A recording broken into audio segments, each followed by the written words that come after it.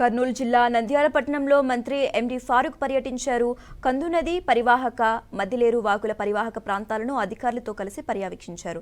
నంద్యాల పట్టణంలో వర్షాకాలం వచ్చిందంటే చుట్టుపక్కల గ్రామాలకు సంబంధాలు తెగిపోయి చాలా ఇబ్బందులు పడుతున్నారని స్థానికులు గోడు వెళ్లబోసుకున్నారు. కుందు నది, మద్దిలేరు వాగులను ఆనుకుని ఉన్న పంట పొలాలు నీట మునిగిపోయి రైతులు నష్టపోతున్నారని ఆవేదన వ్యక్తం చేశారు. స్పందించిన మంత్రి ప్రభుత్వం నుంచి సహాయక సహకారాలు అందిస్తామని హామీ ఇచ్చారు. పెద్దగా లేదనుకున్నాము. పై ప్రాంతాల్లో కూడా వర్షాలు పడినాయి. రాష్ట్రం అంతా, దేశం అంతా వర్షాలు పడతా ఉన్నాయి. ఈ పరిస్థితుల్లో నంద్యాలలో రాత్రి కూడా రివ్యూ చేశాం. రాత్రి కూడా అందరం వచ్చి చూసాము. కలెక్టర్ గారు వచ్చారు, ఎస్పీ గారు వచ్చారు, అందరూ పోలీసులు కూడా నైట్ అంతా మానిటరింగ్ చేశారు.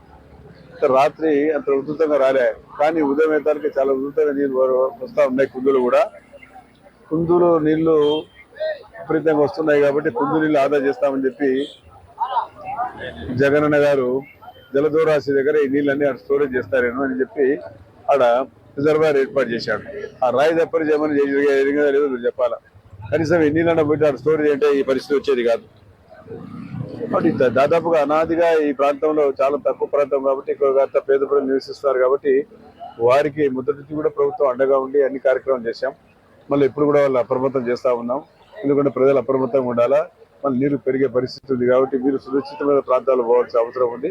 మరి వార్డు కౌన్సిలర్ కూడా తెలియజేస్తా ఉన్నా, మీరు కూడా ఇక్కడ ఉండి వారికి కావాల్సిన సదుపాయాలు ఏం కావాలో, ప్రభుత్వ తరఫున ఏ సహకారం కావాలో అవన్నీ చేస్తాం.